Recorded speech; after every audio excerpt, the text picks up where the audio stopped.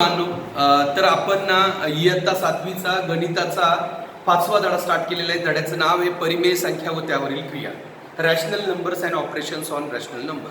या धड्यामध्ये आपल्याला फक्त परिमेय संख्यावर वेगळ्या वेगळ्या क्रिया करायला शिकायचं. बेरीज, वजाबाकी, गुणाकार, भागाकार. या धड्यात एकूण 4 सराव संच आहे. त्यातला आपण पहिला सराव संच जो आहे सराव संच 22 याला स्टार्ट करतोय आज.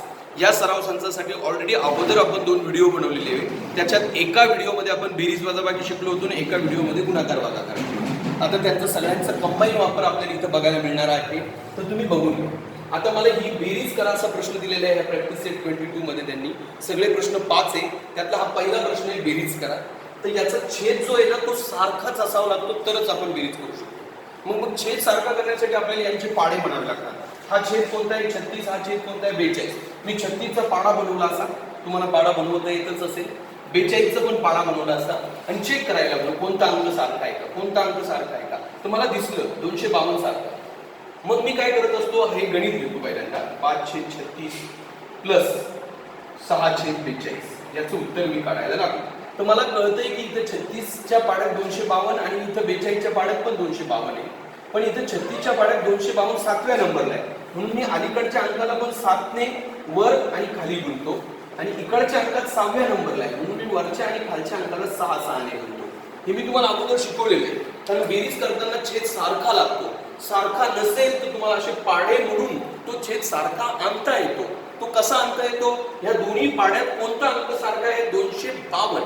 मग 252 छेद येण्यासाठी याला किती गुणावं लागतं 7/7ने आणि याला किती गुणावं लागतं 6/6ने. आता जर तुम्ही गुणाकार केला तर वरती येतं 5/7 35 आणि हे 252 आणि इकडे जर केलं तर 6/6 36 आणि हे 252. आता तुमचा छेद सारखा झाला, 252 हा छेद सारखा झाला म्हणून तो एकदाच घ्या आणि वरच्या 35 आणि 36ची काय करा बेरीज करा. जर ती तुम्ही बेरीज केली तर 71 येते आणि 71/252 हे तुमचं उत्तर येते ह्या गणिताचं. लक्ष द्या, हे पाढे म्हणून झाल्यावर तुम्हाला ही क्रिया करायची. पाढे म्हणून घ्या एकदा, मग तुम्ही हे गणित लिहा, मग बरोबरचं चिन्ह भरा आणि मग पुढच्या स्टेप करत करत इथपर्यंत उत्तर आणून. ओके म्हणा, लक्षात येते ना. आता त्याच्यात तर हे काहीतरी थोडंफार वेगळंच आहे. याला मिक्स अंक म्हणतात, त्याला मिक्स फ्रॅक्शन म्हणतात, त्याला मिश्र अपूर्णांक. याच्यात काय असतं माहिती, याला इकडे तयार करा. हा 2 खाली तशाच तसा ठेवा, हा 2 खाली तशाच तसा ठेवा आणि इकडे तिरका पाडा म्हणा बे आणि त्याच्यात हा 1 टाका. बे पण पाडा पण म्हणून पाड्याचा वरचा अंक मिक्स पण करा. बे आणि हा 1 त्याच्यात टाकल्यावर 3 बनतो. तसं इकडे पण हा 5 खाली ठेवा आणि इकडे एकदा पाडा म्हणा 5×10 5×10 5×10 आणि त्याच्यात हा 4 टाका 14. म्हणजे कळतं का तुम्हाला, मिक्स फ्रॅक्शनला पहिल्यांदा असं रूपांतरित करून घ्यावं लागेल तुम्हाला. हे बघा, हा 2 आहे दिसतोय तुम्हाला, तो खाली ठेवा. मग ह्या 2चा पाडा एकापर्यंत म्हणा बे आणि त्याच्यात हा वरचा 1 टाका म्हणजे 3 बनतं ते. हा 5 खाली ठेवा, 5×10 करा, 10×4 14 करा. आता तुम्ही मग यांच्या दोघांच्या पाड्यात येणारा अंक शोधा. तुम्ही जर 2चा पाडा म्हणजे बे 4 बे 4 म्हणजे 10 5×1 5 5×10 10 अंक सारखा आला बघा त्यांच्या पाड्यात. आला की नाही आला, 10 अंक सारखा आला ना पहिल्यांदाच. मग आता तुम्हाला गणित सोडवता येऊ शकतं. हे गणित तुम्ही सोडवायला घ्या. 3/2 प्लस 14/5. तर मग आता याच्यात 10 कितव्या नंबरला आहे 5व्या आणि याच्यात दुसऱ्या, म्हणून ह्या दोन्ही अंकांना तुम्ही 5 ने गुणा. 5व्या नंबरला 10 आहे म्हणून, आणि ह्या दोन्ही अंकांना तुम्ही 2 ने गुणा कारण दुसऱ्या नंबरला आहे. मग हे 3×5 15 बनतं, हे 2×5 10 बनतं, हे 14×2 28 बनतं, हे 2×5 10 बनतं. मग 10 एकदाच घ्या आणि 15 आणि 28ची बेरीज करा. जर बेरीज केली तर उत्तर येतं 43/10. हे तुमचं फायनल आन्सर. लक्षात येते का बघा. ओके बाळांनो, पहिल्यांदा हे पाडे तुम्ही रफ पेजवर म्हटले तरी चालतं. मी तुम्हाला याच्याच खाली म्हणून दाखवतोय कारण आपल्याला छेद सारखा आणायचा असतो म्हणून. ओके बाळांनो, तर हा मिक्स फ्रॅक्शन होता. हा काही मिक्स फ्रॅक्शन नाही, हा साधा अंक आहे. इथे तुम्हाला परत एकदा चेक करावं लागेल की या दोन्ही अंकांच्या पाड्यात कोणता अंक येतो. 17 आणि 19 ह्या 2 संख्या आहेत. तुम्ही जर 17चा पाडा म्हणायला लागले 17 1 17 2 34 17 3 51 17 चौक 68 17 5 85 17 सकल. आणि लक्षात घ्या, आता तुम्ही पाडा म्हणायची पण गरज नाही, कारण ज्यावेळेस तुमच्या लक्षात येते या दोन्ही मूळ संख्या आहे, त्यावेळेस यांच्या पाड्यात येणारा अंक जो असतो ना तो यांच्या गुणाकारा एवढा असतो. तुम्हाला हा 17चा पाडा फक्त 17 10 170 पर्यंत म्हणून चालणार नाही. हा 17चा पाडा तुम्हाला कमीत कमी 19 वेळा म्हणावा लागणार आहे. किती वेळा म्हणावं लागणार आहे 19. तर मी काय आयडिया देतोय तुम्हाला, जेव्हा ह्या दोन्ही मूळ संख्या आल्या ना, अशा दोन्ही मूळ संख्या आल्या ना, तेव्हा बेरीज करण्याची एक वेगळी टेक्निक पण वापरू शकता. मूळ संख्या ज्यावेळेस येतात ना त्यावेळेस छेद सारखा करत नका बसू. तुम्ही डायरेक्ट असं पण करू शकता. या खालच्यांचा गुणाकार खाली करा आणि हा तिरका गुणाकार करा. 11 गुणिले 19 प्लस 13 गुणिले 17. बेरजेचा हा एक प्रकार आहे बाळा. म्हणजे सगळ्या बेरजा तुम्ही अशा पण करू शकता. छेद सारखा करत बसण्याची गरज नाहीये. डायरेक्ट खालच्यांचा गुणाकार खाली आणि तिरका गुणाकार. पण मग काय होतं, बेरीज करून झाल्यावरती तो जे उत्तर येतं का त्याला संक्षिप्त करत बसावं लागतं. म्हणजे काय बोलतोय तुम्हाला कळत नसणार आहे. कारण बेरजेच्या दोन गोष्टी असतात. एक तर छेद सारखा करा, इथं छेद सारखा करतोय आपण. इथं 252 छेद सारखा मग बेरीज केली आपण. इथं छेद सारखा केला 10 मग बेरीज केली आपण. इथं छेद सारखा नाहीये आणि सारखा आणायसाठी तुम्हाला खूप वेळा पाडा म्हणावं लागेल, तेव्हा पुढे सारखा येऊ शकतो. त्याच्यापेक्षा तुम्ही कधी कधी अशी टेक्निक वापरा, जर ह्या मूळ संख्या असतील तरच. हे दोन्ही मूळ संख्या आहे ना, आपण मूळ संख्या धड्यात शिकलेलो आहे अगोदरच्या मसावी लसावीमध्ये. मग तुम्ही काय करा, खालच्यांचा गुणाकार खाली करा आणि असा तिरका गुणाकार करा. हे बघा, 17 गुणिले 19 खाली, 19 गुणिले 11 इकडे, 17 गुणिले 13 तिकडे. आणि आता करा फक्त गुणाकार याचा. 17चा आणि 19चा जर गुणाकार केला तुम्ही असा तर तुमच्या लक्षात येईल 7 9 9 7 63 3 8 6 7 1 7 7 13 प्लस 9 1 9 1 1 3 9 3 12 याचा 323 आला खालचा गुणाकार. आणि इकडे जर केला तर 11 आणि 19चा तर तुमच्या लक्षात येईल 11 9 99 8 7 9 11 1 11 9 20 209 आला बघा. आणि 17 आणि 13चा जर केला तर 17 3 51 8 5 221 बरोबर. मग हे 323 खाली तसे ठेवा आणि यांची बेरीज करा. ते यांची जर बेरीज केली तर 430 येते. हे तुमचं उत्तर आहे बाळा. लक्षात आलंय का? ही बेरीज मी थोडी वेगळ्या टेक्निकनी करून दाखवतो तुम्हाला. कशी? खालच्यांचा गुणाकार खाली, खालच्यांचा गुणाकार खाली, खालच्यांचा गुणाकार खाली, खालच्यांचा गुणाकार खाली आणि मग तिरका गुणाकार. ह्या 19ने 11ला बनायचं आणि या 17ने 13ला. ही एक पद्धत आहे बेरजेची. असं तुम्ही प्रत्येक गणितात करू शकता. पण मग काय आहे, ऍक्च्युली प्रत्येक गणितात जर तुम्ही असं करत बसले ना तर मग तुम्हाला खालचं जे उत्तर येतं ना शेवटचं त्याच्यात परत छोटं करावं लागतं त्याला. म्हणून तशी पद्धत नाही वापरत आपण. ही कधी वापरतो? फक्त मूळ संख्यांच्या गणितात वापरा. फक्त छेद मूळ असेल तर, डिनॉमिनेटर प्राईम नंबर असेल तर. आता हे बघा तुम्ही, इथे मी तुम्हाला आत्ता शिकवलं होतं की हे कसं बनतं. हा 11 जशाच तसा राहतो आणि मग यांचा पाडा होतो 11 दुणे 22, 11 दुणे 22 आणि 22 आणि 3 25.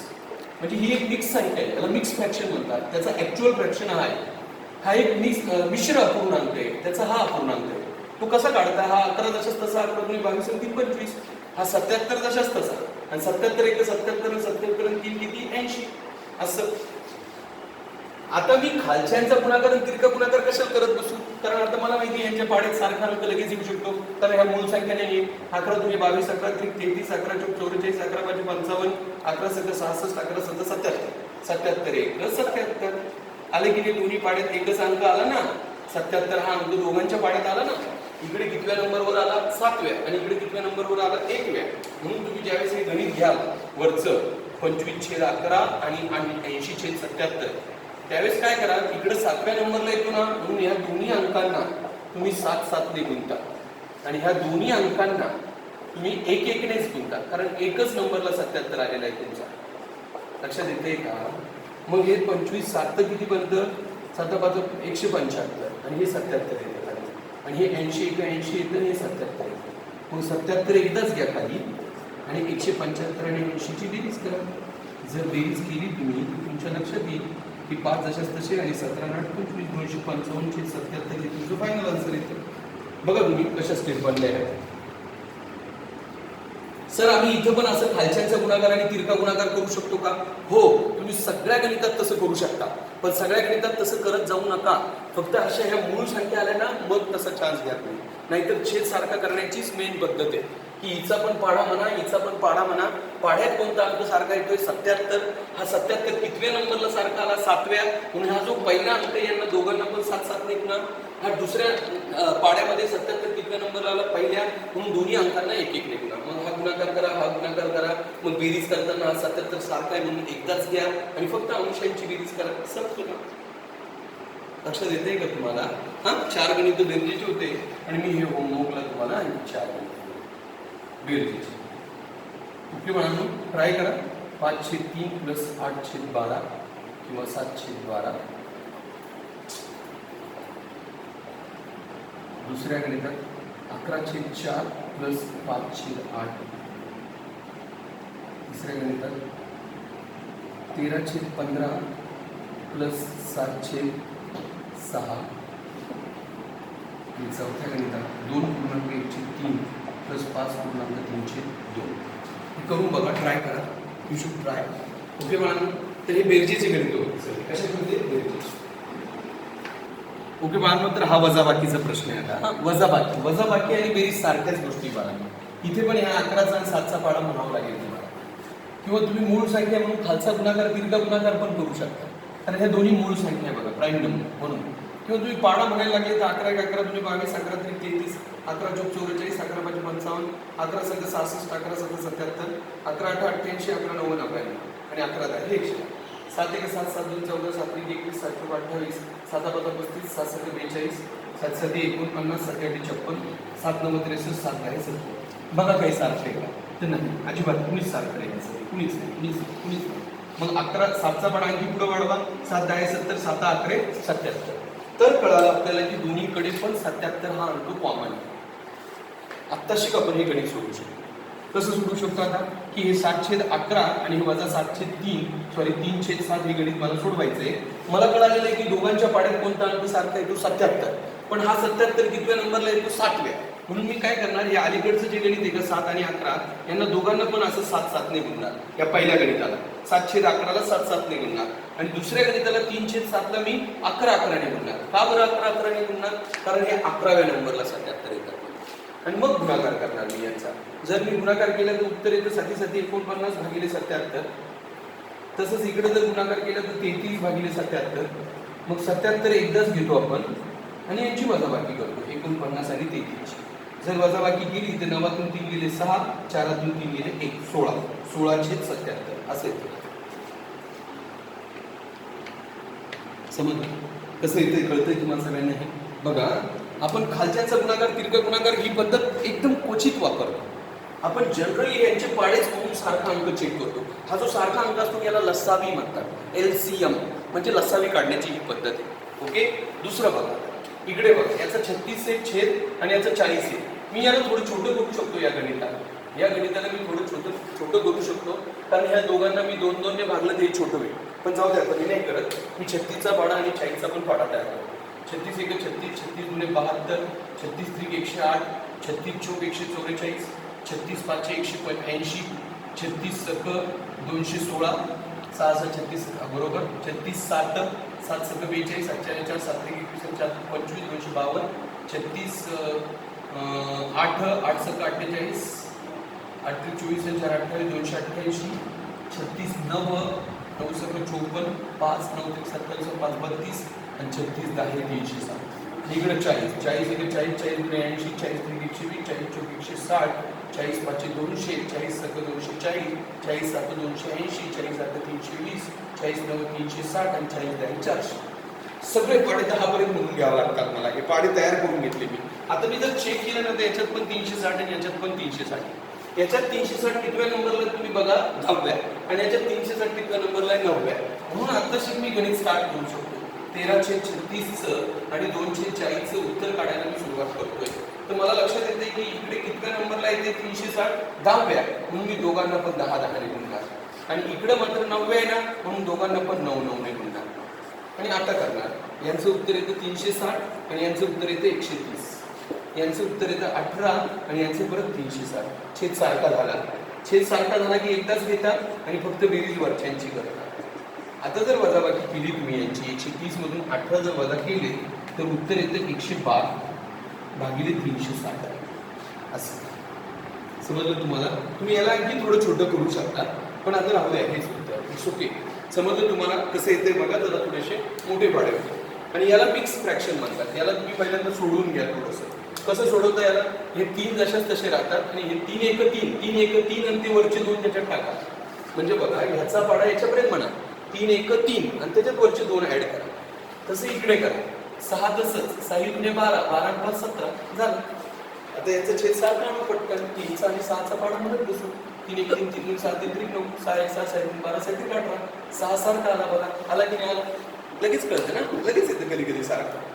मग 6 कितव्या नंबरला आला इकडे ह्याच गणितामध्ये 2. ते ह्या 5/3 ला पण 2 ने गुणा, खाली पण 2 ने. आणि इकडं मात्र 1व्याच नंबरला म्हणून 1 1 ने गुणा. मग हे 5 गुणिले 10 बनतं, हे 3 गुणिले 6 बनतं, हे 17 एक 17 बनतं, हे 6 एक 6, हे 6 जशाच तशी ठेवा आणि हे 10 आणि 17ची वजाबाकी करा. 10 आणि 17ची वजाबाकी वजा 7 होते बाळा. कारण ज्यावेळेस तुम्ही छोट्या अंकातून मोठा अंक वजा करतात त्यावेळेस येणाऱ्या उत्तराला वजाचं चिन्ह द्यावं लागतं तुम्हाला. लक्षात ठेवा हे कसं बनतं. हां, समजून घ्या. हे तुम्ही मिक्स फ्रॅक्शन म्हणतात त्याला. हे पण मिक्स फ्रॅक्शन आहे. तर पहिली स्टेप याचं उत्तर काढून घ्या. हे 2 आणि हे 3, छेद फिक्स आहे, हा 2 आहे, पण वरती बेचोक आतून एक किती येतो 9 आणि इकडे वरती 3 त्रिक 9 एक किती येतो 10, असं त्याचा अर्थ. परत तुम्ही दोघांचे पाडे म्हणा छेद सारखा करण्यासाठी. बे एक बे, बे दुने 4, बे त्रिक 6. लागलेच तरी हे पाडे याच्या खाली न म्हणता तुम्ही इकडे पण म्हणू शकता. बे एक बे, बे दुने 4, बे त्रिक 6, बेचोक 8, बे पंचे 10, 3 एक 3, 3 2 6, 3 त्रिक 9, 3 चोक 12. तर दोघांमध्ये कोणता अंक सारखा वाटतोय तुम्हाला 6. पण पहिल्या पाड्यात 6 कितव्या नंबरला आलेला आहे 3ऱ्या. म्हणून ह्या पहिल्या गणिताला तुम्हाला दोन्ही पण वरती पण आणि खाली पण 3 3 नेमलं आणि तिकडे दुसऱ्या नंबरला आला म्हणून तुम्ही 2 2 नेमलं. पाडा तुम्ही बाजूला लिहिलं तरी चालतं. ओके बाळांनो. मग आता हे 9 त्रिक 27 येतं, खाली 6 येतं, हे 10 तुम्ही 20 येतं, खाली 6 येतं, 9 त्रिक 27. मग छेद सारखा आहे म्हणून एकदाच घ्या, वरच्याची वजाबाकी मांडा, तर 7/6 येतं. बघा तुम्ही एकदम इझी बघा, थोडंसं लक्षपूर्वक बघा तुम्ही. मी होमवर्कला देतो हे गणित तुम्हाला. बघा 1 2 3 4, 5/7 वजा 3/4. Okay, sorry 1/4. ओके, आणि इकडे 8/15 वजा 3/10. दोनच करा बस. ओके बाळांनो, होमवर्कला हे देऊन मिळेल. It's okay. समजतंय ना तुम्हाला? व्यवस्थित समजून घ्या बाळा. तर या सराव संचामध्ये आपल्याला बेरीज पण आहे, वजाबाकी पण आहे, गुणाकार पण आहे, भागाकार पण आहे. तर बेरीज वजाबाकीचा साधा रूल आहे की छेद सारखा लागतो. छेद सारखा आणण्यासाठी छेदांचे पाडे म्हणावे लागतात. लक्षात ठेवा टेक्निक. ओके ओके बाळांनो, तर हा तिसरा प्रश्न आहे. पहिल्या प्रश्नात तुम्ही बेरीज बघितली, दुसऱ्या प्रश्नात वजाबाकी बघितली, तिसऱ्या प्रश्नात गुणाकार बघा आणि चौथ्या प्रश्नात भागाकार बघा. गुणाकार भागाकार. तर गुणाकार काय सांगतो? वरच्यांचा गुणाकार वर करा, खालच्यांचा गुणाकार खाली करा. संपलं काम. 3 दुने 6, 11 5 15. संपलं काम.